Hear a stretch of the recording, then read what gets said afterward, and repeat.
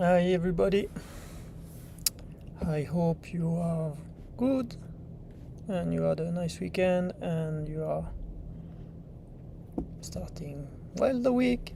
So welcome in this new episode of Juno Live, where we're gonna continue to iterate on refurbishing or reworking the blogging platform Papyrus with the goal of making it like a not self-hosted, like kind of self-hosted, but a solution that anybody can fork. So yeah, let's see where they are. So I did not did much, just a bit like Saturday, and I wanted to have like a bit all the navigation and this kind of thing in place, since we are restarting from not from a blank page, but we have to rewrite all these components that already exist. So what I did is, when you start the template, no, there is nothing, because as we said, we will have like, I think I still have that's a good point. We will have like a user-facing part of the application where basically anybody gonna see the post that the one that has the blog published. But we also want like to have an admin. We might discuss if we want it or not, but we want to have an admin part where we can ourselves sign in, and only us can sign in, or only the one that owns the blog post. So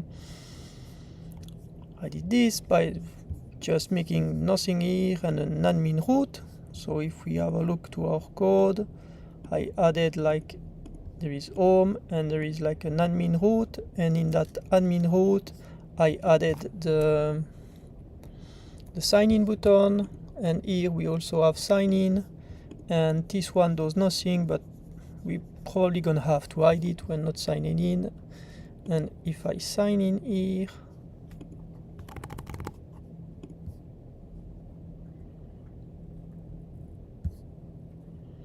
then we got a page, right? Nothing here right now, but we got like the canvas, and here nothing. That's gonna be when you save the data, and here that's gonna be the user. Maybe at some point we're gonna add like a profile image and this kind of things, right? So not too bad. Now, if you was here in the previous episode, I said that we want to use something different than the original Papyrus for the edition. So when I originally Stylo.js released Papyrus a few years ago, I also developed my own library that was a web component where you can write, and then you get that Notion style of adding things here. But yeah, this library has some flaw. I did not maintain it in few years, so it has advantages for sure, because it's super small and it just works with the DOM, which makes it really fast. But like, I think there was some bug in the undo. Here it works, but sometimes there are edge cases. Anyway, I think it's better to not use that library because I don't maintain it, and instead we can use TipTap, which is used by a lot. They probably have like zillion stars on GitHub, I guess. Yeah, they have enough stars. And I also use it in proposal.networks, which is also a Svelte app. So we can basically migrate the setup and the code from there. That's just gonna be easier. So today I propose that we set up TipTap by just going back and forth from one app to the other, right? So if we have a look to proposal.network,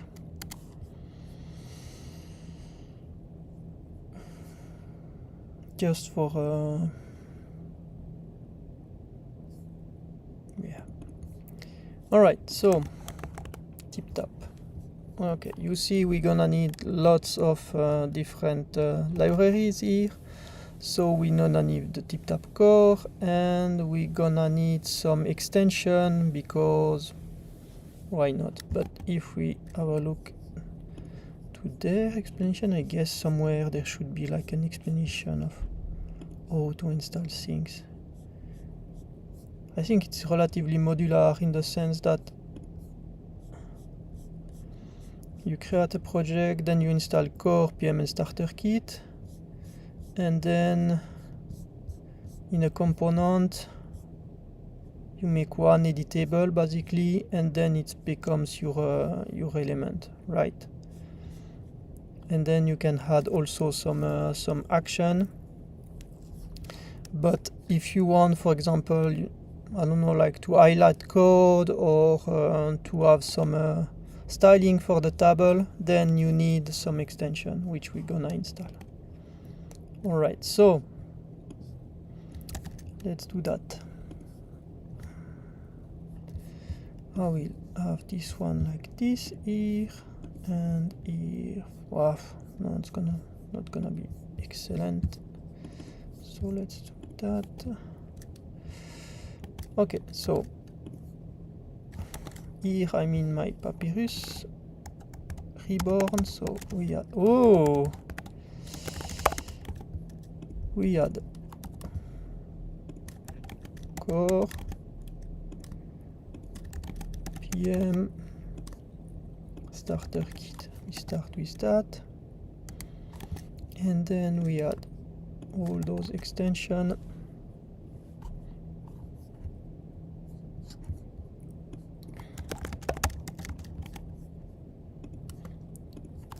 Okay, and then this one, cell header, row,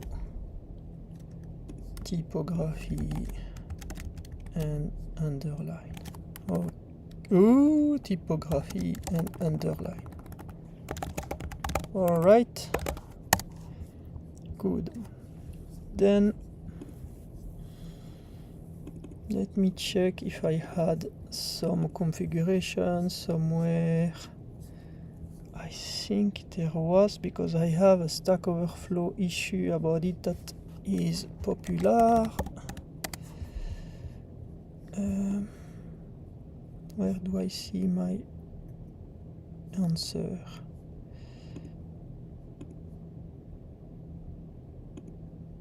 Can't see. Here. TipTap. Here. So we installed that. We're gonna need to import the extension. But that's done. Okay. Nice. Okay. And la blah blah blah. Okay. So here actually had the good idea to make a constant for the editor, which is nice because you see when you initialize, what is it, an editor, you provide the element, extension, blah blah blah, and here I already did that. So that's gonna be really useful for us because we're gonna be able to just take this over and we have our article, and that can be cool, right? Okay, so let's try that. So here I take the constant, I move it to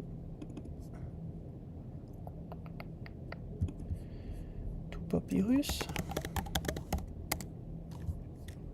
All right, add. So we want a start block, code block, TipTap markdown. Yeah, that's a good point. When we gonna, good afternoon, when we gonna save the document? So here we're gonna start writing text, right? Blah blah blah. No, it's not editable. And then we want to save that in our backend, so in our satellites. And we don't want to save HTML, I think, because we will have all the formatting and stuff, but we want to save the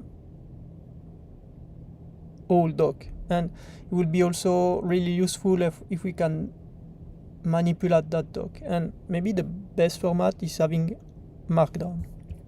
And I think it doesn't support that TipTap natively, but it has like a plugin called TipTap Markdown. Kudos to the one that has implemented that, even though it doesn't has been updated in a while. But if we use this, then we are able to convert all those things automatically to Markdown. That means that when we will edit our text in the UI, then every time there will be an event that will kick and we will get all the Markdown. So yeah, that's really cool. So I installed it. Now we should be good. Okay. So code block, we want type block, we want typography, we want underline, we want to not add tracker to the HTML tags, Markdown, blah blah blah. We want table that are resizable. Yeah, really nice. And then let's take the editor component. So what do we have here? It's just a bit of styling with the editor toolbar. That's nice. So let's, is it agnostic? Yeah, that's agnostic, it seems, huh? Okay. So what I suggest that we do, we don't have Tailwind, but we can do something similar. In the UI, I had this header editor. We're not gonna have this and that right now, so I'm gonna add it afterwards. And we want, yeah, it's good. And we need a type called Markdown. What do I have? Ah, yeah, it's nice. So we just want to have a type that says what's our type. Let's call it core. That will probably move later on. Okay. And then we want the editor content. Right. And we have this one. Like this. Okay, but as I said, we don't have this, so instead we're gonna, somewhere I should have an article here. Article, yes. And you see, already made like an editor here. So what we're gonna do, we're gonna style the article here, article, and this I will remove. Oh,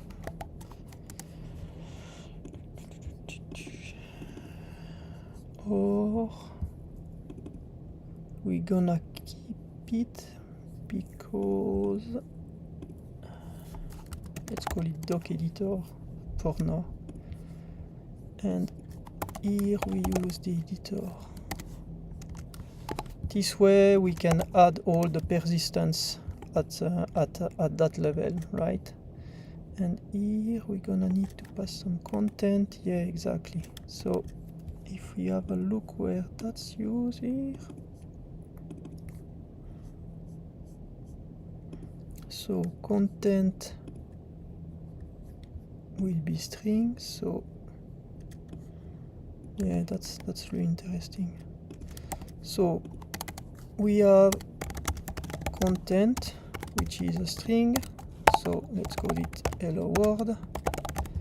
and let's make it a title, and on update will be the function that kicks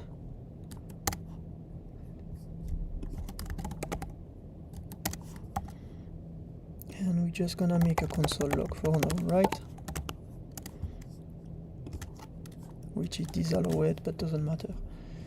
Okay, and here in the editor we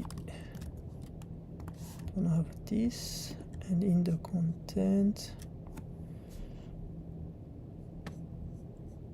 yeah, I'm not sure why it's away here.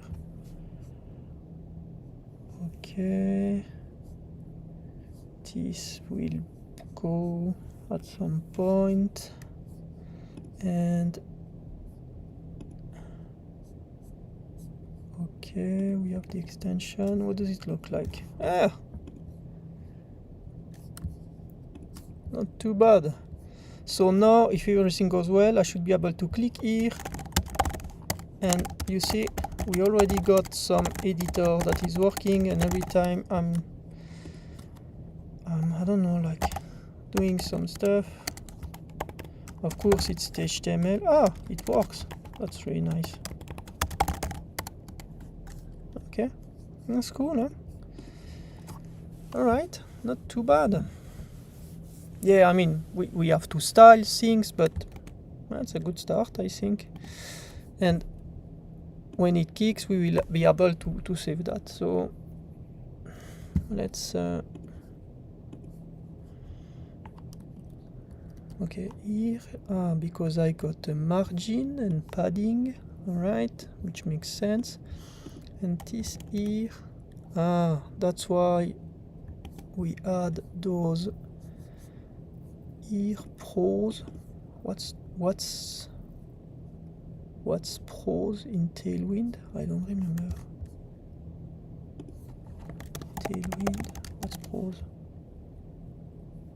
Typography.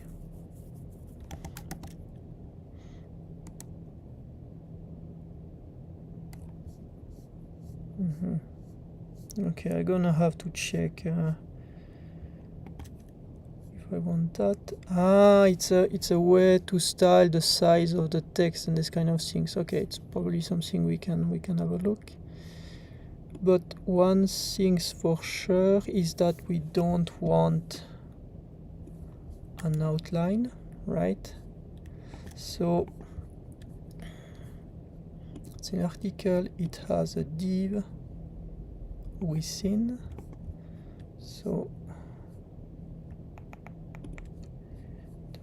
okay, article, but that's really particular, so let's just do like this for now.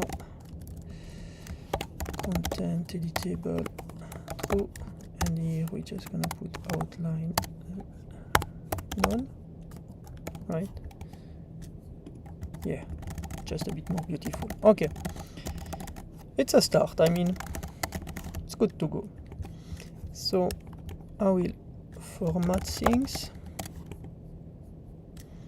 and before we move, I create a branch editor and init editor with TipTap.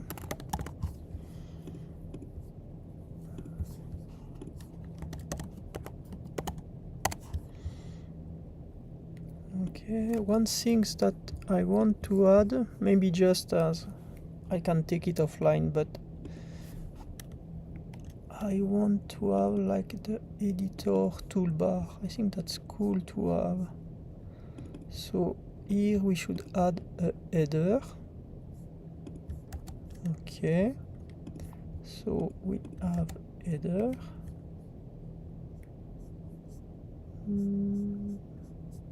Where was I? Here. So we add header, and then we add toolbar, and we're just gonna add like a bold button right now. I think that's enough. So here we're gonna add editor toolbar with a button. Let's call it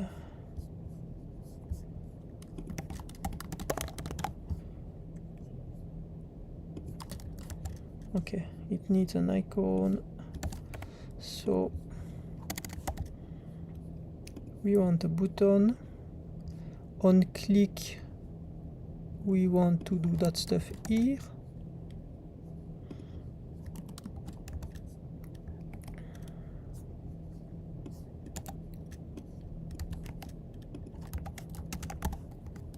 Okay, so we have a props, blah blah blah, editor with nullish. I don't have yet added that library. That's a really useful one, so we're gonna do that right now.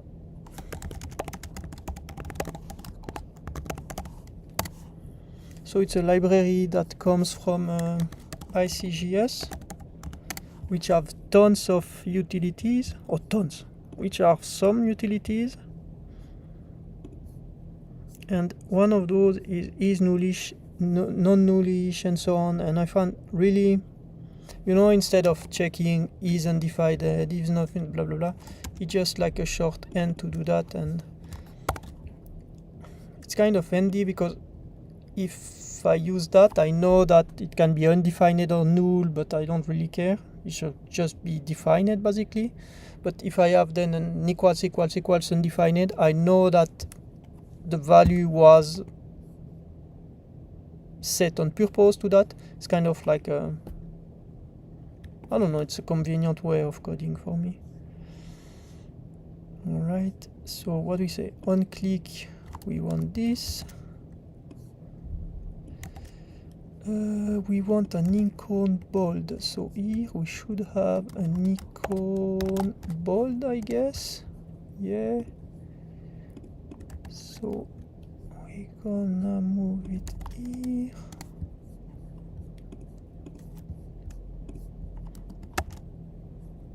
Yeah, and that's a bit area label bold, so we're gonna need something at some point. We're gonna need a style class icon or whatever, I guess. Oh no, it's already handled for me. Oh, that's really beautiful. Okay, and disable. All right, and here it's gonna be bold, and here why it complains? Because it's already SV5. Yeah, nice. Okay, and then so toolbar, and here we need to add the header. Not too bad. So technically, yeah, it's so if I write now, when I select something, click here, should bold, not bold, bold, not bold. Cool. So we have the concept that works out. So to give you a brief explanation of what's happening here, so when this is loaded, we pass some string, and then it goes in this component, and when the component is mounted, it creates a TipTap editor with all the parameters and stuff. And once it's mounted, it exposes the editor here to the consumer, which gets binded, and then it's reinjected in the header, and in the header, once it's set, then we can use it. And here there is a function from TipTap, the editor, chain, focus, toggle, focus, which is the part that is selected, right? Which you can use to bold or unbold stuff.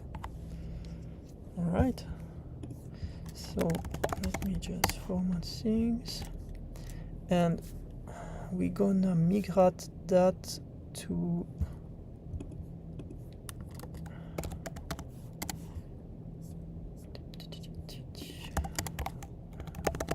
SvelteV5, and here I think I want to use, yeah, I'm gonna need to clean that.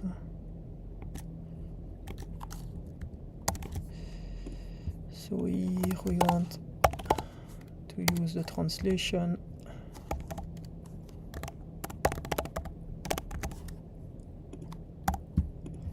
Right.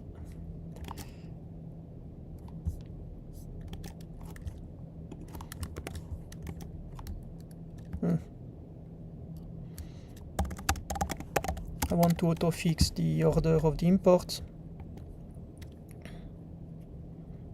Last week we installed that. Okay, so doc editor, blah blah blah, on action. Okay, so that's fine enough for now. There are a few things here that comes with it, which annoys me. So here, fit toolbar, and this is more format, so we're gonna just put it on main.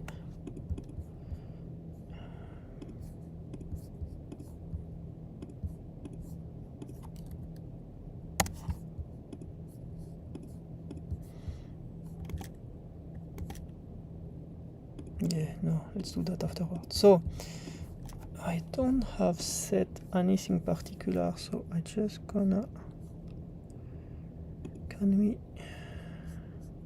so we don't want a wiki, we want the issue, we want preserve history, we don't want project, don't want allow merging, we just want squash, and subjecting automatically declared. There, it's a bit more yes, so squash. Okay, now here if I pull, have changes open, yes, so gonna pull and format. All right,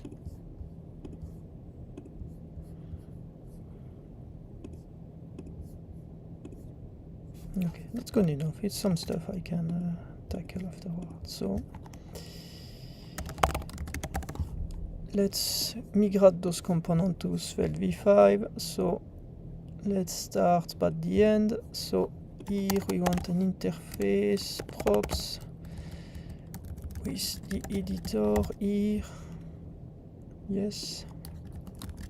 And let editor props. And then disabled becomes a derived of the editor. There. Alright, so that's good. Then we want the header, so it's the same. We have the props here. Actually,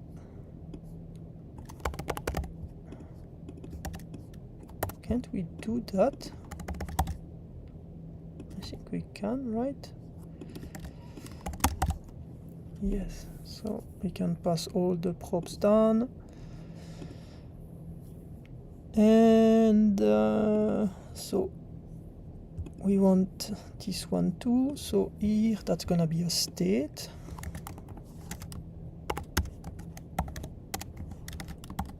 It's gonna be undefined, right? Because it's binded. And here we have props. So we're gonna have the content and a function, right?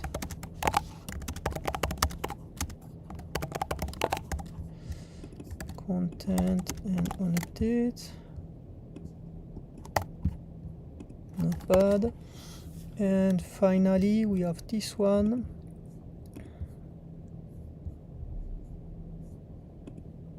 But it's the same. We can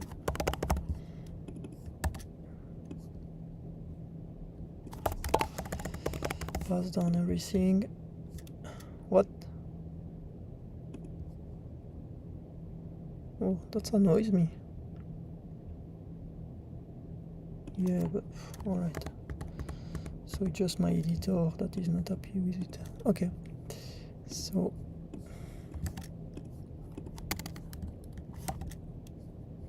content on update gonna be a bit different. Nice.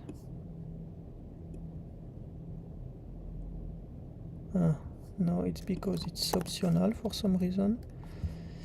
Editable is for some reason also optional. I'm just gonna stick to the same shame. Okay. And then here we got props. So we got content on update, which gonna be undefined. Editable gonna be set to true, and editor gonna become bindable because we want to expose it with undefined. That should do. And this one is used here, which is already in Svelte v5, so if we update, still works, right? Okay. So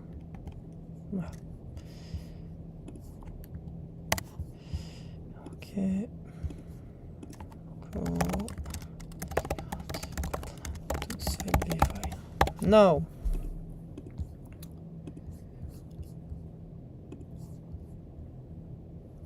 you see, every time things are happening here, basically we can save that to the satellites. But if we do that from the UI part, that means that the UI should both take care of the all these fancy things that has to do with the editor, while also doing some persistent and some logic because we should respond and so on. So instead of that, I would rather like to use a web worker to defer the job. This way, basically, we have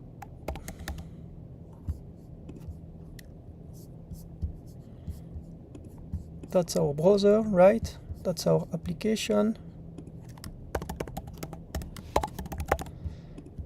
But then basically we have the UI where we do the edition, and here we trace a line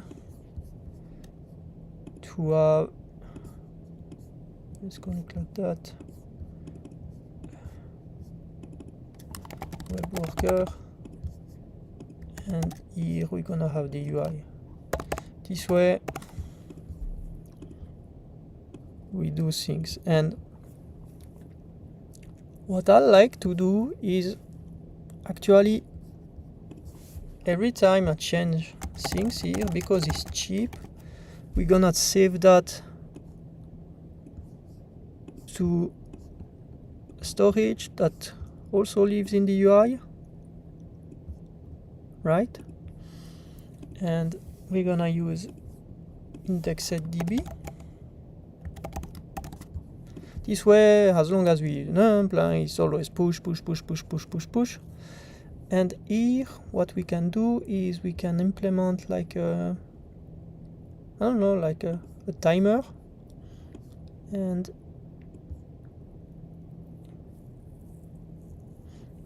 it can take the changes, and when it has the changes, it push that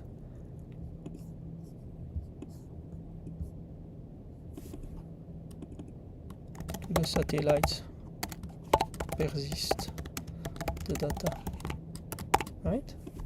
That could be kind of cool. And this way editing also work offline, which is nice. And maybe here we can even do if online then save, if online and signed in save data. I think it's kind of convenient that way. Maybe the only downside is, depending of how you implement that, it's that you can just update one post at a time. So maybe we should have like some sort of ways to structure the data. But yeah, can be nice. So let's see what I did in proposal, because yeah, I always do the same. So we have various workers, notably one to sync the content here. Okay. With a worker here that starts and stop with some logic that we're gonna steal. And I guess I have a service. Yeah, I always implement the same pattern, it's funny. We have a worker that is not yet Svelte v5 compatible. And when that stuff kicks in, it starts the worker. And where is that use? It's a component. That's interesting. That's not the best place here, I think. Whoa, with a Juno component. Ooh, I've been fancy here. Interesting. And yeah, so let's do something like that. Before that, I will just check what did our onUpdate here. No, onUpdate equals. So onUpdate, it was set content, and yeah, it's what I told you. It directly save in IndexedDB. Maybe let's start by this. Okay. So we want to start with this part here. This way we can start pushing data. So we want to use IndexedDB. For IndexedDB, I actually really like to use EDB keyval. It's like a super tiny library, that simple, works like a charm. Yeah, no, it's really cool.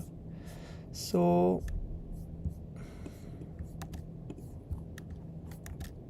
let's do that. Then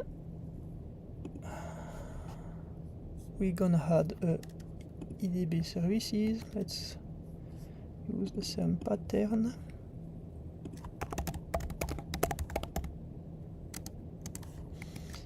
And that's gonna be really, really similar actually.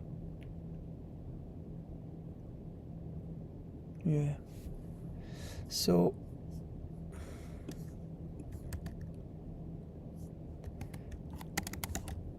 let's initialize why it's called proposal store. Okay, we can call it then Papyrus. Browser comes from TikTok. Here we have EDB keyval, and we're gonna need some DB name, store name. So DB name gonna be Papyrus post, I guess. And why is it? What's user store? Use store. Okay, my bad. Use store is type. Okay. Create, and then we have a set content. So yeah, let's not reinvent the wheel. And we're gonna need proposal content is markdown. And set money, it's atomic to set multiple keys. And we want to save the last change. This way we can detect in the worker when was something done or not. and proposal content here that we gonna call post content, and here we use the store. This way we can exactly have the same thing here, which was in the doc.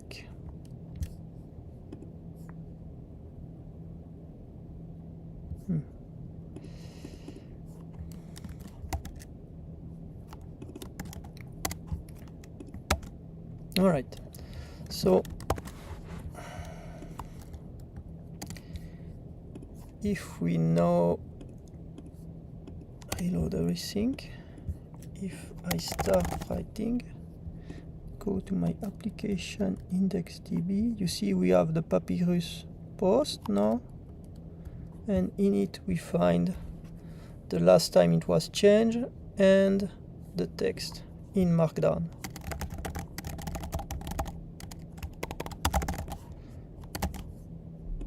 Whoa! Yeah, I'm a bit dumb, right? But yeah. Okay. And just to show you something, in the editor we have that on update, so every time something changes in the editor it kicks, and when we do on update it gets the markdown.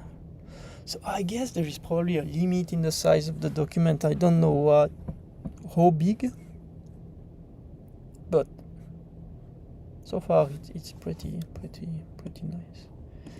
Okay, so that would be already it to save in IndexedDB.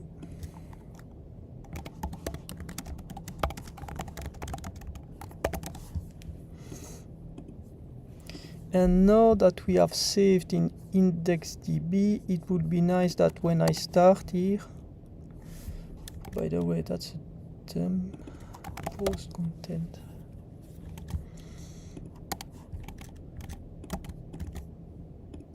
Yeah, it's better.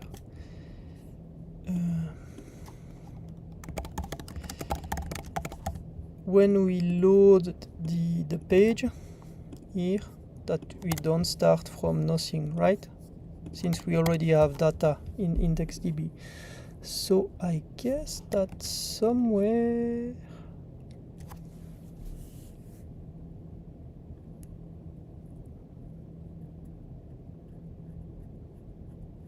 I should have this. What was that?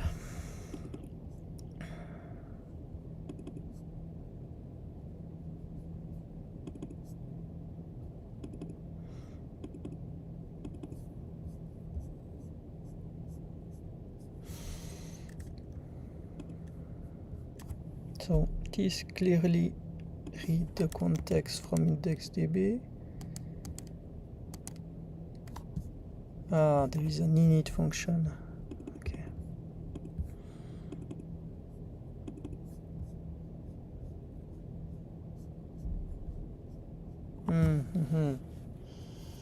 So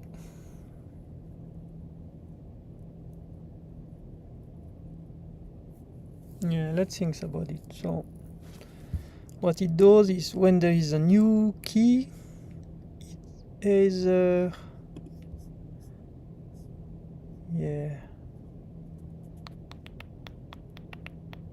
yeah, that's interesting.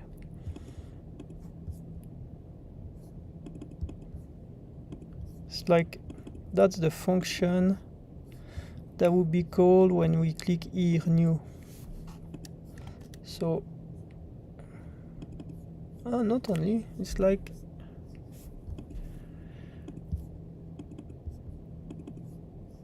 when you sign in or where the root key, the path change, then it goes in init.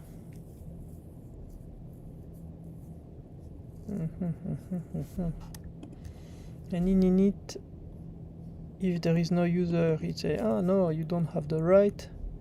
But if there is a root key, which is a path, it will generate a new document.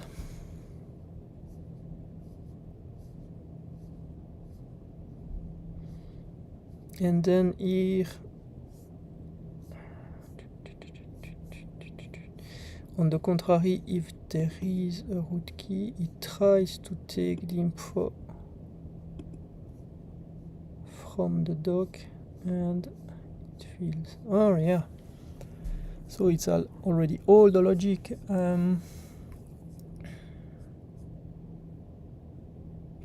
Yeah, I think we can do something similar. That's not too bad. So what we will do is basically that when we are editing a document here we would have something like the key of that document. Obviously not what we're gonna use for publishing, because we're gonna want nice URL, but as document URL that could be nice. Yeah, all right, I like it. So let's just do that for today. So instead of submit, we're gonna call that post. Yeah, post services. I'm not sure. Ah no, write blog. Edit services. Yes, not too bad.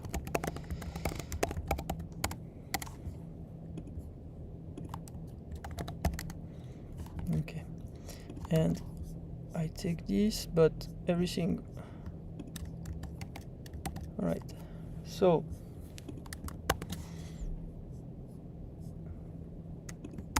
this is correct. Do we have a user option already? Yes. The user option is either the user or undefined or null. Root key. Metadata, we don't have metadata yet. Proposal content is markdown, so I should probably start having a type for this. So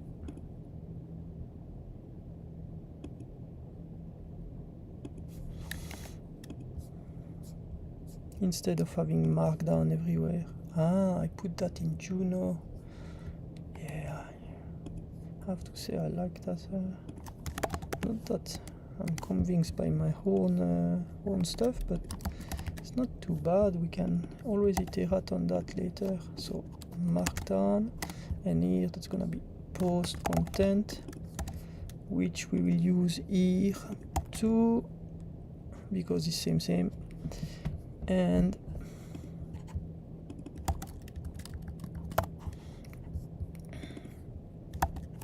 okay, so init user post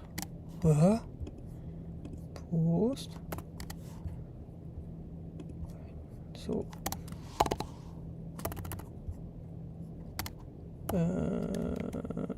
where was I? Yes, to do metadata.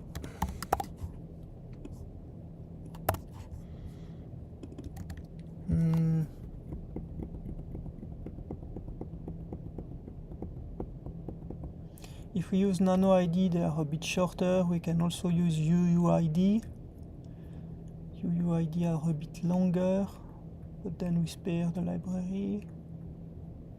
Yeah, but I like nano ID, but we can also, what is it, crypto, random UUID, right? Okay, template, we're gonna add a to-do, so it's a way to not start with an empty page. And init is an IDB service that we're gonna copy. Hoopla. And there are a lot of stuff that we don't have yet, so we're gonna have to trim a bit. Metadata, post content, we have that. document, we don't have that. New proposal, assets, we don't have. It's all the stuff that we're gonna need to add. And we don't have this.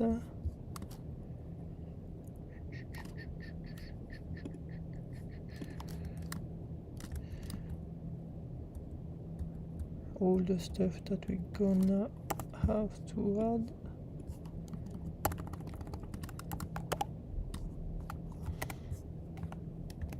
What's proposal key? See, we need this one. So we're gonna have post key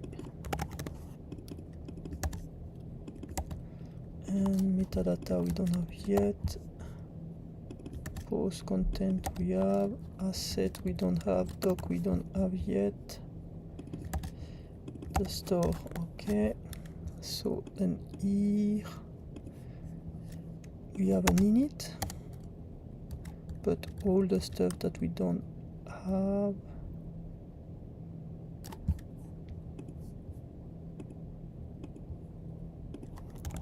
Post. Okay. And this one we want to, because we want to reflect the URL in the bar, in the browser. Where am I?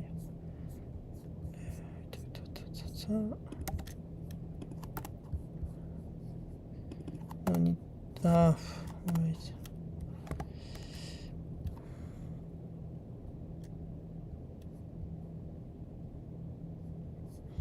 And we have a replace history here. Oh, fancy. So I'm gonna add that here. Which gonna update the window location. Okay. Tac.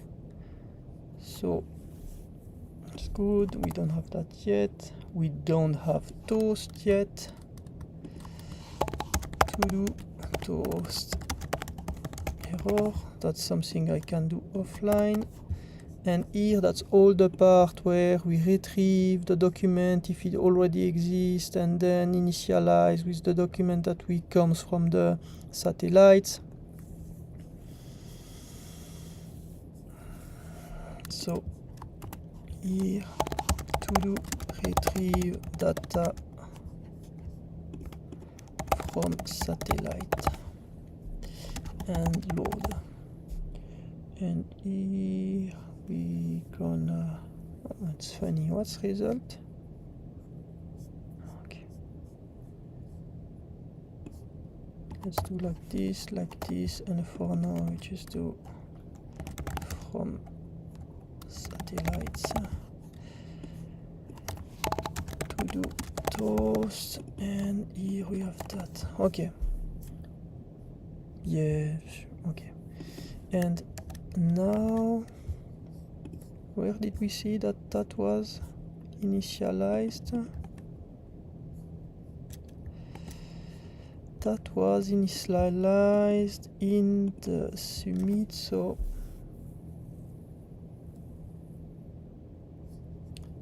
that's in our admin pane, basically, or in our doc editor. Yeah.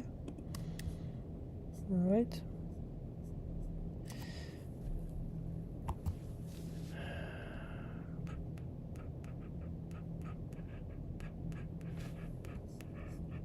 Okay, so let's just put that in the doc editor that we have here.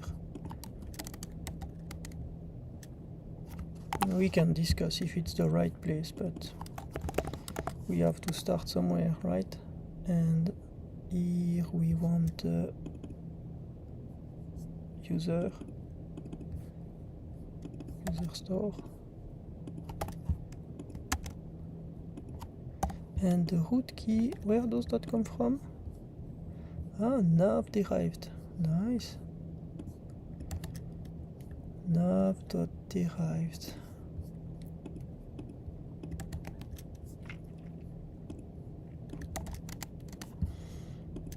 Don't need that. Okay, so here it's deprecated. Deprecable page is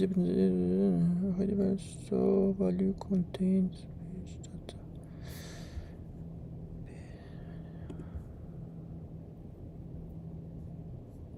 Use page from app state instead. Can I use that?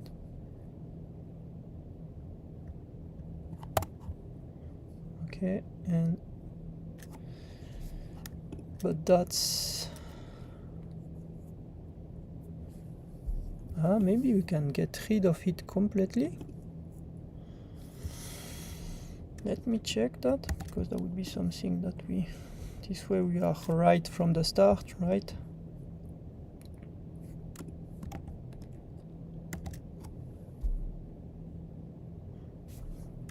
Come on. Alright, so if I take this one, what do I do with that?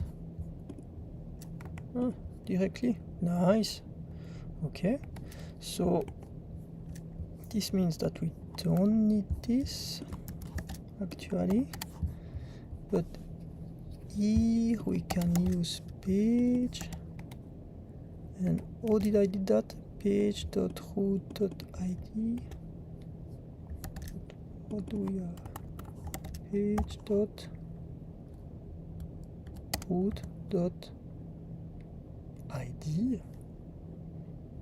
It's not what we want, right?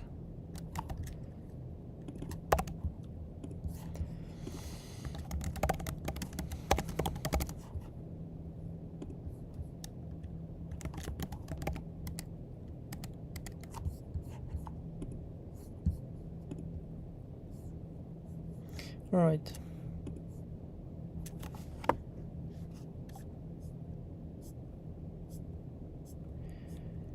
I will do that offline, right? This way we don't lose time here. So I'll remove this, path, to do migrate to thread v5.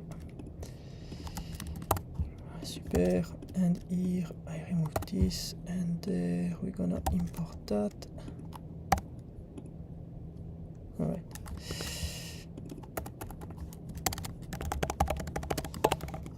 Result, and we need an effect. And what does it use? So user store and root key. Okay, so if this change or this change, then we want an init. Maybe we're gonna need some debounce at some points, I guess, but yeah. All right.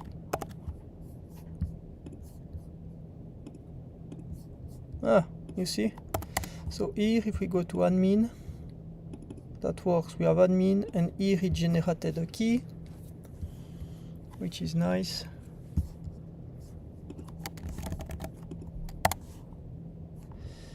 And here it generates another key, but that's something we can improve. And here we have the post key, which is nice. Doesn't match, but yeah, I will fix that. All right, so let's call it a day for today. We have set up the editor with the possibility to toggle stuff, and we have implemented this part where from the editor we save in IndexedDB. I will finish the interaction this week. This way next week we can implement the web worker, and once this is in place we can start saving the content in the satellites. All right, so yeah, step after step we're coming there. So thanks for having joined the call. If you have any question, ping me anytime as always, and enjoy your week. Bye bye.